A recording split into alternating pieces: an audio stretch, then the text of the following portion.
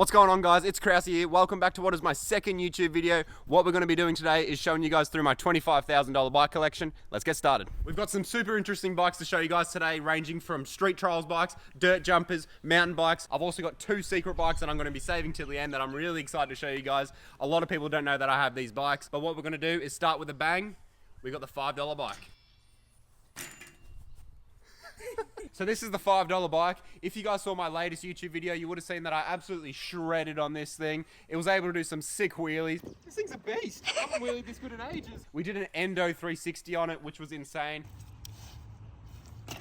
And then we took it to some stairs, rode up the stairs, went down the stairs, and then we finished with jumping off the stairs. Let's take a closer look at some of the specs. The Aerial Flight women's bike in this amazing purple finish. 24-inch wheels, front and rear. 7-speed shifter. And two of my favorite features, the bell, and lastly, the kickstand, which can be a bit faulty, but what bike has that these days? So good. Let's jump right into bike number 2, the Marin Rift Zone 1. So this is one of the more recent bikes to join the collection, a full suspension mountain bike. I've been enjoying riding this thing quite a lot. Let's talk about some of the specs on it, and then talk about what I like about it and what I don't so much like about it. Let's get into it. This bike really stands out with this awesome colorway, orange fading into the blue, and I've even matched it with a couple of blue pedals. 27.5-inch wheels, front and rear, the perfect mixture of a fast rolling wheel and a big enough wheel to get over the big humps. 2, 3, 4, 5, 6, 7. 11-speed gears, Shimano brakes, front and rear, and X-Fusion suspension. Something that I really like about this bike has to be the color. It looks absolutely amazing, especially in the sun. And one thing I don't like so much about the bike has to be that it doesn't have a dropper post, but that's okay. There's definitely options to add one in the future. Let's get on to the third bike. Bike number 3, the Polygon Trid.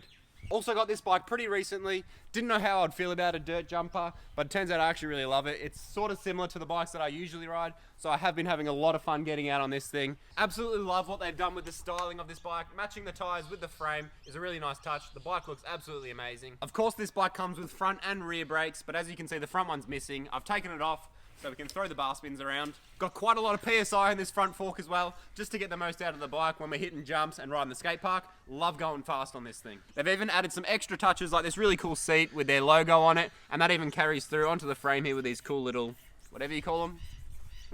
And if I'm being picky, one thing that I don't really like about this bike is the high gearing that it has, but that's me just being super picky because I'm used to riding street trials bikes which have ridiculous gears.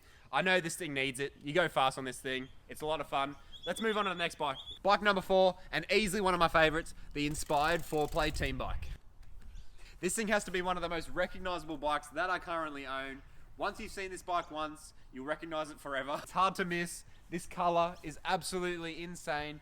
Every time when I go out on this bike, I have people come up to me asking about it, even if they're not biker people, old people, any type of person.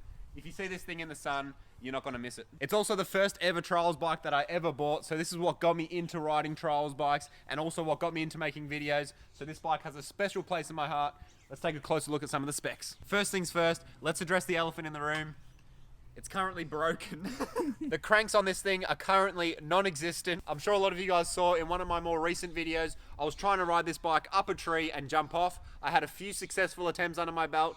Then I felt something weird coming from the bike, but I ignored that feeling. I went ahead, and we all know what happened next.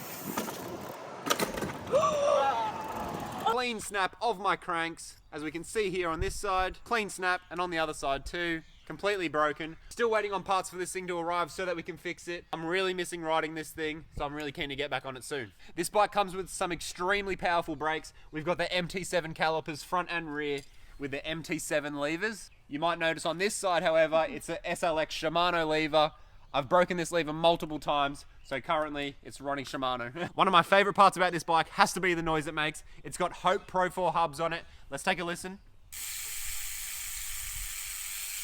Come on now. As I touched on before briefly, this bike means quite a lot to me. It's my first ever trials bike. I can't wait to get it fixed so I can get it out again, get it in some videos for you guys. I love this thing so much. Up next, we've got another street trials bike, the Canyon Stitch CFR Trial. This is the bike that you've been seeing the most lately on the channel. This is quite similar to the bike that I just showed you. However, there's one major difference between the two. This one's frame and fork are made from complete carbon fiber. Not only is it super strong, but if I take one finger it's extremely light.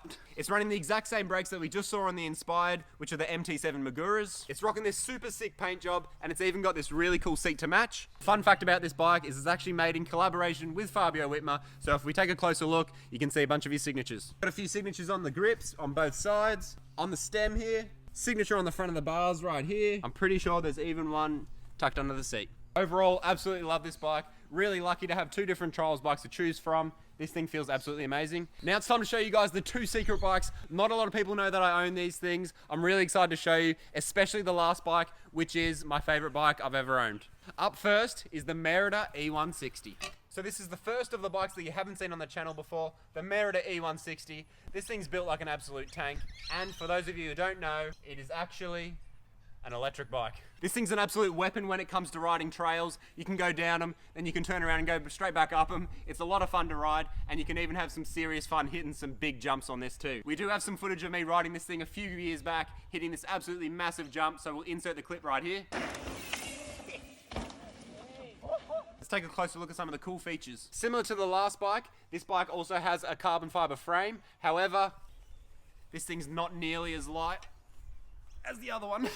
Comes with some great shocks too. It's got the Marzocchi Bomber Z1 on the front, and it's even got the RockShox Deluxe on the back. And one of my favorite features has to be, it's got a dropper post.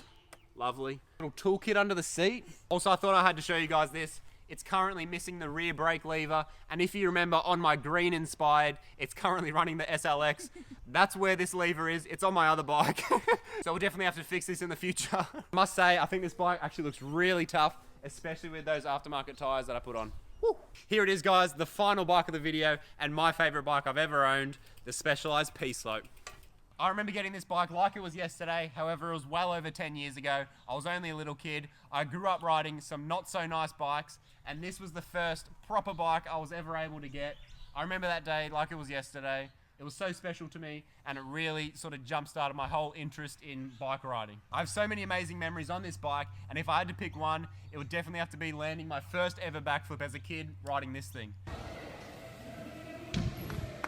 Now let's have a closer look at some of the specs. To point out the obvious, this bike comes in this unbelievable red color. Hopefully the camera can do it justice. This thing looks absolutely insane for being well over 10 years old. It's a super unique bike. It's a slope style bike. You don't really see a lot of these getting around. So it's got the front forks on it, but as well the rear shock. Super cool setup. I haven't really ridden this thing for quite some time now. It's technically retired simply because I'm into riding the street trial stuff at the moment. However, never say never. If this is a bike that you would like to see me ride on the channel, drop a comment below and let me know. There you have it, guys. That was the tour of my full bike collection. It's definitely worth noting that some of these bikes have been in the collection for well over 10 years. I've bought some of these bikes, and I've also been lucky enough to be sent some of these bikes. So I'm very grateful for all that. Hope you guys enjoyed the video. Make sure you drop a comment below. Let me know which bike was your favorite. Which one are you taking? Let's go.